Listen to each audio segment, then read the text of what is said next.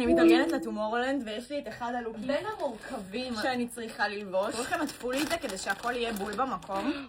זאת החצאית שלי. זה פשוט כל כך עלול להסתבך בתוך עצמו. הוא לקח 6 שעות ו40 דקות, שמתוכם אני עמדתי איזה 4 שעות שתפרו את זה חגורה חגורה, שרשרת. עכשיו הבעיה היא שזה כל כך מוצק שזה עלול לא להיכנס, אז אני פשוט נכנסת כל כך לאט לדבר הזה. אמרתי בואו נעשה לוק מה זה קליל, משהו מוזכר, משהו סימפל, אבל כמו שאתם מכירים אותי אני לא יודעת לעשות קליל.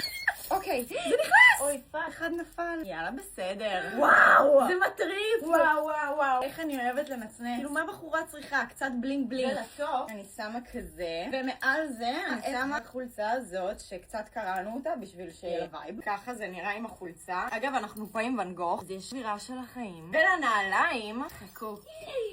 לא נכון, נקרא לי הטופ הרגע, אני לא מאמינה. והחלפתי לבגד ים מתחת, which is בסה, אבל לפחות זה כזה קצת הולך עם המגפיים. תראו את המגפיים.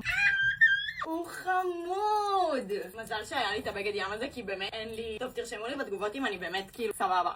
אני לא יודעת. אני לא יודעת, כבר אין לי דעה בשלב הזה. וזהו, ותעקבו, אני הולכת לעדכן בסטורי. הולכת להיות...